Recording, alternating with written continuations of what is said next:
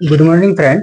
आज हम लोग संविधान के सीरीज में अगला चैप्टर इमरजेंसी आपात उपबंध के बारे में चर्चा करेंगे, पढ़ेंगे। इससे पहले के सारे चैप्टर आपको प्ले लिस्ट में मिल जाएंगे, वहां जाकर आप देख सकते हैं।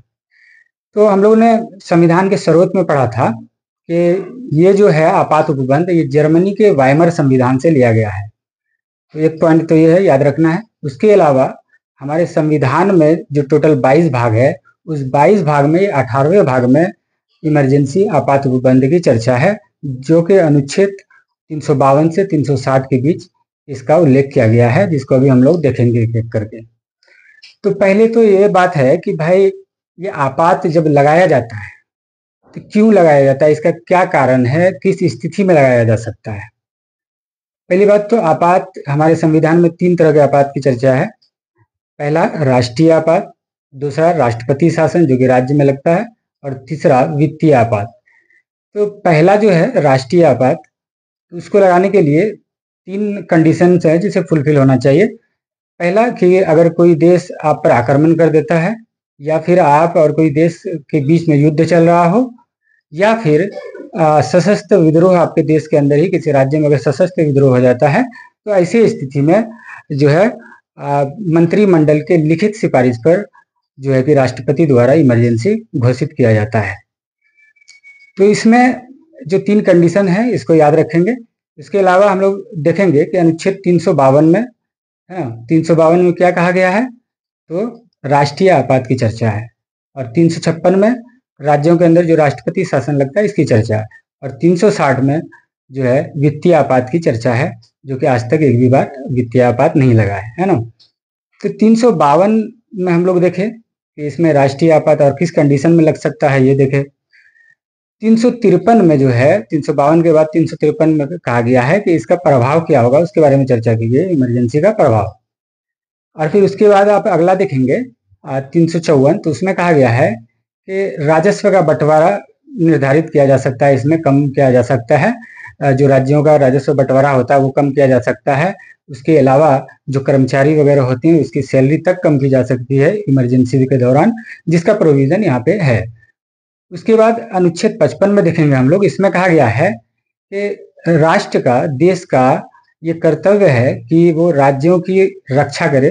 राज्य में किसी भी तरह का उपद्रव होता है या फिर आक्रमण होता है, सशस्त्र विद्रोह होता है, तो ये देश का कर्तव्य है कि उस राज्य की रक्षा करे। ये अनुच्छेद 355 में कहा गया है। अभी हम लोग देखे थे मणिपुर में यही अनुच्छेद 355 के तहत आपात लगा था जब वहां पे हिंसा हो रही थी। उसके बाद देखेंगे आप लोग 357, इसमें कहा गया है कि जैसे 356 में किसी राज्य में राष्ट्रपति शासन लगेगा, इसकी चर्चा है। तो अब राज्य में जो राष्ट्रपति शासन लगता है इसकी सिफारिश उस राज्य के राज्यपाल द्वारा किया जाता है राष्ट्रपति को। अगर संवैधानिक तंत्र विफल हो जाता है किसी राज्य में, या फिर केंद्र सरकार के प्रोविजन को लागू नहीं किया जाता है, या फिर जो है त्रिशंकु ये हो जाता है, विधानसभा हो जाता है, किसी एक पार्टी को बहुमत नहीं मिलता है, तो उसको 1 महीना का टाइम दिया जाता है राज्यपाल द्वारा कि आप बहुमत साबित कीजिए। और बहुमत साबित नहीं होने की स्थिति में भी राज्यपाल राष्ट्रपति को सिफारिश कर सकता है। और फिर यहाँ पे राष्ट्रपति द्वारा जब ये समाधान हो जाता है कि हाँ यहाँ पे जरूरी है इमरजेंसी, तो फिर उस राज्य में राष्ट्रपति शासन लगाया जाता है। उसके अलावा हम लोग देखेंगे 356 के बाद 357 में देखेंगे, इसमें कहा गया है कि राजस्व बंटवारा, जो हम लोग पढ़े थे वहां पे भाग जो है कि 54 में, अनुच्छेद 54 में, तो यहाँ पे क्या कहा गया है कि जब राज्य में राष्ट्रपति शासन लगा हुआ है तो उस राज्य का विधि निर्माण प्रक्रिया संसद द्वारा की जाती है, इसकी चर्चा है। उसके अलावा हम लोग देखेंगे 358, इसमें अनुच्छेद 19 को, जो हमारा मौलिक अधिकार है, जिसमें 6 तरह के मौलिक अधिकार है अनुच्छेद 19 में, तो अनुच्छेद 358 के द्वारा अनुच्छेद 19 को निलंबित कर दिया जाता है। जब राष्ट्रीय आपात लगता है तो ये खुद ब खुद अनुच्छेद 19 एक्टिव हो जाता है। उसके अलावा अनुच्छेद जो है कि आपका 300 देख लिए हम लोग, 357, 358 और 359। तो 59 में क्या कहा गया है कि जो मूल अधिकार है अनुच्छेद 20 और 21, इसको छोड़ के बाकी सभी मूल अधिकार को रोक लगाया जा सकता है, उसको समाप्त किया जा सकता है आपातकाल के दौरान, इसकी चर्चा है।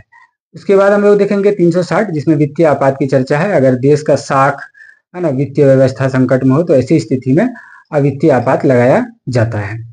तो चलिए हम लोग यहाँ पे देखते हैं जो हम लोग पढ़े हैं, यहाँ पे वही दिया हुआ है कि 352 में राष्ट्रीय आपात की चर्चा है, 356 में राष्ट्रपति शासन की चर्चा है और 360 में वित्तीय आपात की चर्चा है। ये तीनों कंफर्म याद रहना ही रहना चाहिए। उसके अलावा 358 अनुच्छेद के तहत अनुच्छेद 19 पर रोक लगाया जा सकता है और अनुच्छेद 359 के द्वारा अनुच्छेद 20-21 को छोड़कर बाकी सभी जो मूल अधिकार है उस पर रोक लगाया जा सकता है। तो पहली बार राष्ट्रीय आपात, है ना, कब लगा था, ये इंपॉर्टेंट है, इसका डेट भी याद रखना पड़ेगा। पहली बार जो राष्ट्रीय आपात लगा था हमारे देश में वो 26 अक्टूबर 1962 में लगा था, जो 10 जनवरी 1968 तक था। और दूसरा जो राष्ट्रीय आपात लगा हमारे देश में वो 3 दिसंबर 1971 में लगा और तीसरा 25 जून 1975 में लगा। तो अब तक 3 बार हमारे देश में राष्ट्रीय आपात लग चुका है। इसका डेट भी आप लोग याद रखेंगे। अभी हम लोग देखे थे पिछले साल कि यही 25 जून को जो है कि केंद्र सरकार द्वारा संविधान हत्या दिवस मनाने की घोषणा की गई है। ये यही इमरजेंसी जो स्टार्ट हुआ था 25 जून को, उसी दिन।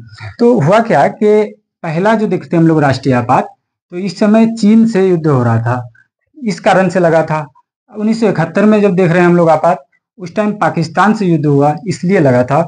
लेकिन ये तीसरा जो है आपात जो कि 25 जून 1975 में लगा था, ये आंतरिक गड़बड़ियों के आधार पे लगाया गया था। जैसे अभी हम लोग पढ़े ना कि आंतरिक गड़बड़ी के स्थान पे आप सशस्त्र विद्रोह कर दिया गया है, तो उसके लिए ये लगाया गया था। तो इसलिए ये जो है कि इंदिरा गांधी सरकार थी उस टाइम में, इसलिए आप देखते होंगे हमेशा न्यूज में ये रहता है ना। तो ये सबका डेट याद रखेंगे।